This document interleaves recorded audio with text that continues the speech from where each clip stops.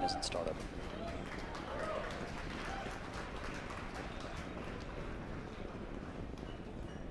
Stage 2 pressing for flight.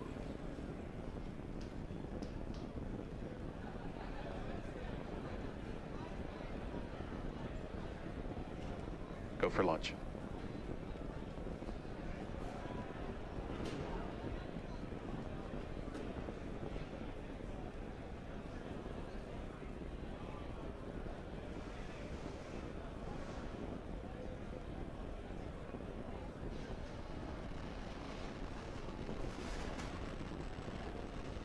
Stage 1 pressing for flight.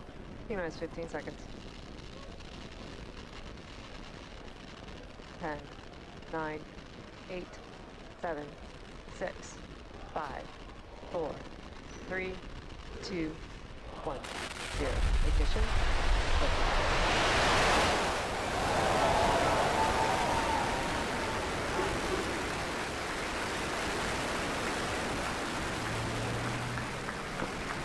Vehicle switching downrange. Stage 1 propulsion's normal.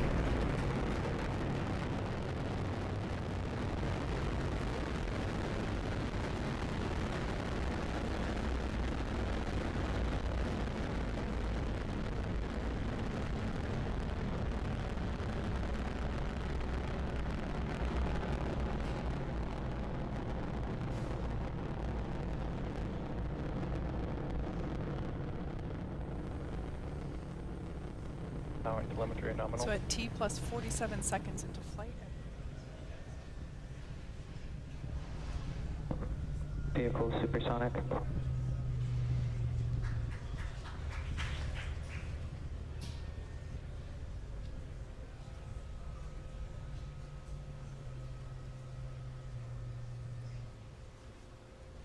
Vehicle has reached maximum aerodynamic pressure. So there you just heard we passed through max Q.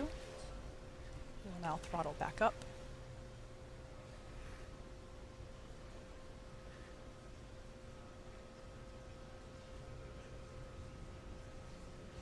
And back engine chill.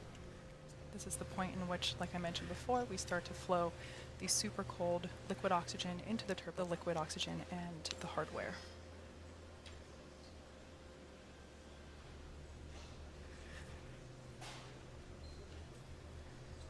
Everything looking good with stage 1 trajectory.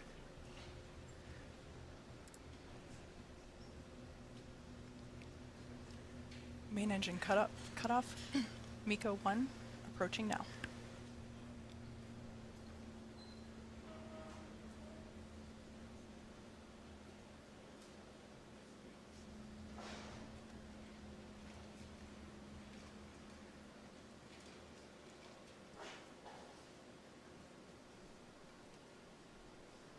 Eco.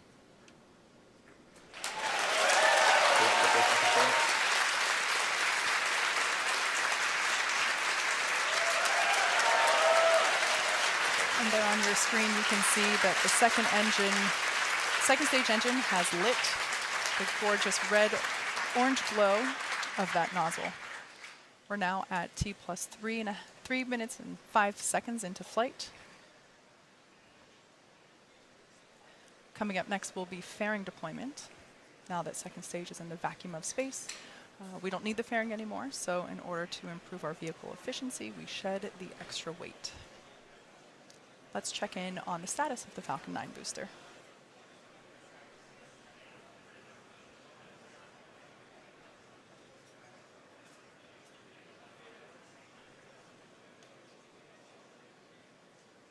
Bearing separation confirmed. And there you can see on your screen deployment of fairing.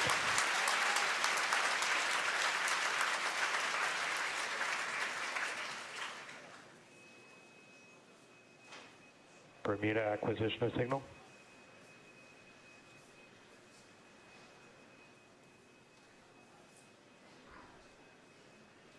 While Stage 2 is doing its job, Stage 1 will be coming back home to Earth, and it will also execute 2 burns, the first of which is the entry burn. First stage is traveling at roughly 2,300 meters per second, and this 3-engine burn helps to slow the stage down. The second of the Stage 1 burns is called the landing burn. This is a single engine burn that brings the vehicle speed down rapidly from about 250 meters per second all the way down to 2 meters per second in order to gently land on the drone ship. As I mentioned earlier, for this mission, first stage re-entry conditions are predicted to be the most challenging for any recovery attempt to date. It is possible that we might lose our camera feed during the landing attempt due to the drone ship's position over the horizon, but if that happens, we will bring you an update as soon as we re-establish connection. Stage 1 landing should occur about 25 seconds following second stage engine cutoff. The entry burn will be coming up here in about 2 minutes.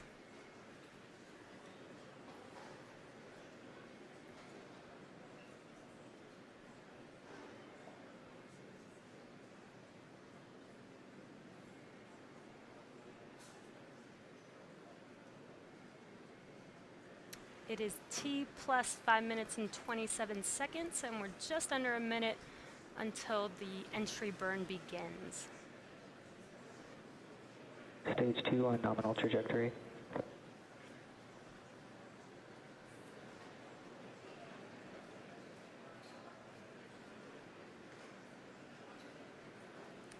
So on your left screen, you can see the first stage coming down, and you'll see a bright light when the entry burn begins there.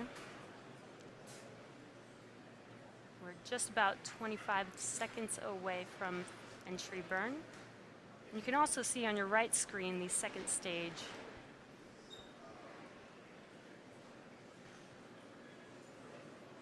Stage 1 FTS is safe.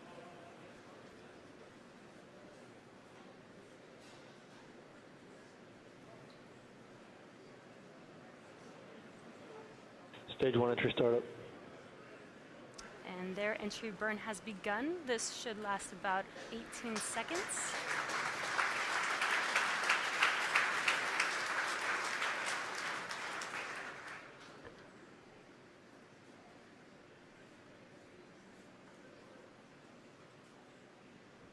Stage 1 entry burn.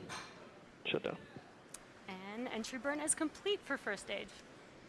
Next, coming up at about T plus 8 minutes will be a rapid series of events. This will include the first second stage engine cutoff, or SECO-1, the start of the landing burn, followed by the first stage landing. SECO-1 and the landing burn will occur within 4 seconds of each other, followed by the stage 1 landing shortly after that. And we are at T plus 7 minutes and 22 seconds, so we're just under a minute to SECO-1.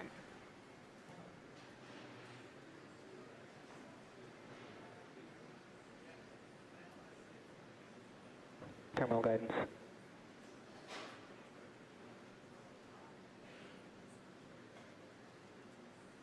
Stage 1 entry transonic.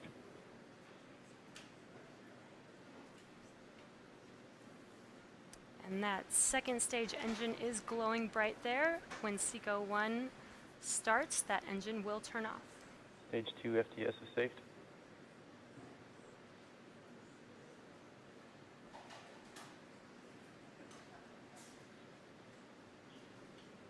Stage 1 landing startup.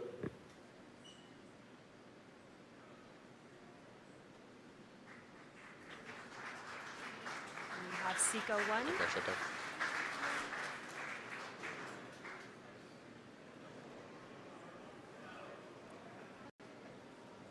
Stage 1 landing weight deployed. It